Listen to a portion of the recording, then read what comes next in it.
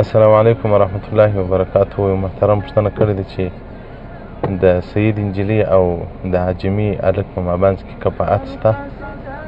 دی وایي داسې موږ اورېدلي دي چې سید نجلۍ که چیرې یو عجمي هلک ته ورکول شي په نکاح باندې، نو که دې وغوښتل چې دا زه نه کوم، زما کوپ نه دی، یا دې مېړه وکړي پلار ورته ووایي چې دا ستا کوپ نه دی راګرځولی شي. ځکه دا څه وخت مخکې یو مسله پېښ شوې هم وه، دغه په کندهار کې دغه دامان پر منطقه وه، که د شوراندام پر منطقه باندې وه، په پزۍ دي او سیدان دي سره مشکلې دي. نو د سیدانو نجلۍ تښتېدلې ده د پزو سره.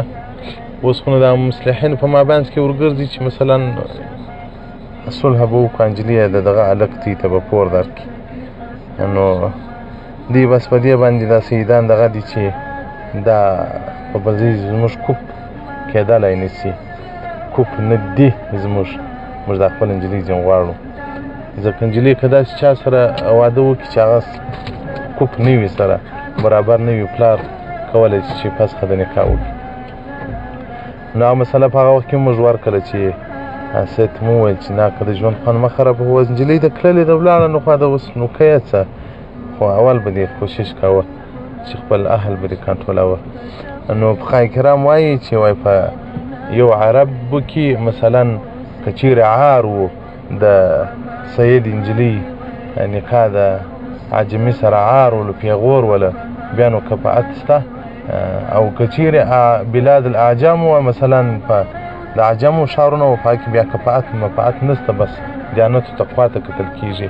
او دغه رنګه سید نجلۍ که په عربو کې هم د عالم کوفه ده، که عالم ته ورکول شي.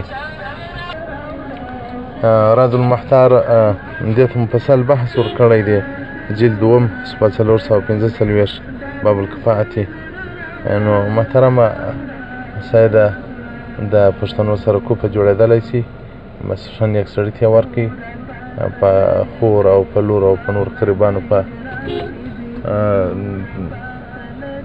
ورکولو کې دین مختاره کړي. که مو دین مختاره کړي، دنیا او آخرت به سم شي. دا دنیا تلونکې ده، راځي ډېر غټ سرمایهدار موندل دي، بیا غربا او مساکین ځینې جوړ شي. نو کوشش وکړئ چې هغه داسې ځای دوستي وکړي چې هغه کې مو د دنیا او د آخرت کارونه برابر شي. نو والسلام علیکم ورحمة الله وبرکاته.